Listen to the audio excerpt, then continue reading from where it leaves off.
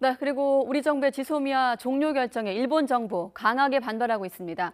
고노다로 일본 외무상은 이례적으로 밤 늦은 시각에 주일 한국 대사를 외무성으로 불러 항의하기도 했습니다. 이번엔 도쿄로 가보겠습니다.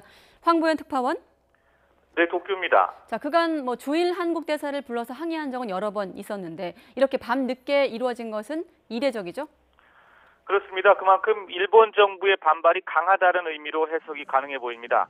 고노다로 일본 외무상은 어젯밤 9시 반쯤 남관표 주일 대사를 일본 외무성으로 불렀습니다. 고노 외무상은 이 자리에서 우리 정부의 지소미아 종료에 대해서 강하게 항의했습니다. 이후 기자들과 만난 자리에서 고노 외무상은 지소미아 종료 발표는 지역의 안전보장 환경을 완전히 오판한 대응이라고 비난했습니다. 또 우리 정부가 일본의 수출 규제 문제를 언급한 데 대해서는 지소미아 종료 결정과 일본의 수출 규제는 전혀 차원이 다르다면서 한국 정부에 단호히 항의한다고 주장했습니다.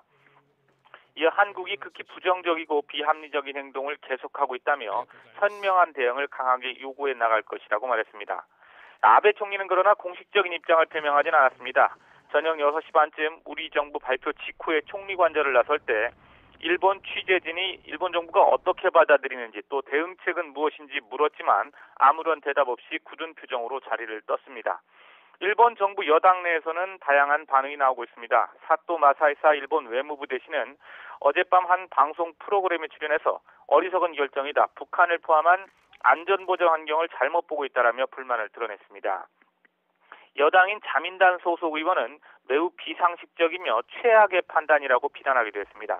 한 당위성 간부는 믿을 수 없다. 한국이 도대체 어떻게 해야 되는지 모르겠다면서 불쾌감을 드러낸 것으로 전해졌습니다.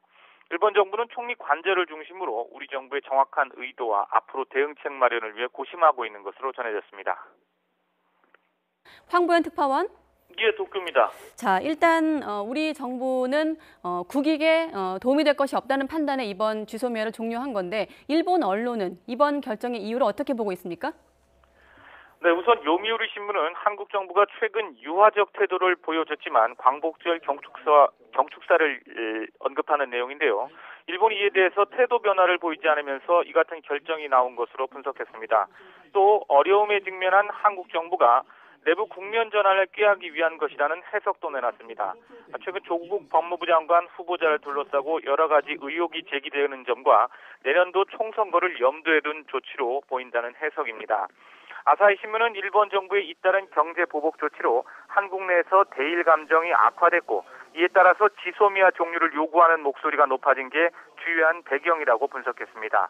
아사히 신문은 이어 한국 대법원의 징용 배상 판결에 일본 정부가 수출 규제로 응수하면서 진흙탕에 빠져든 한일 관계가 지소미아 종료 결정으로 결정적인 대립 상태에 접어들었다고 평가했습니다.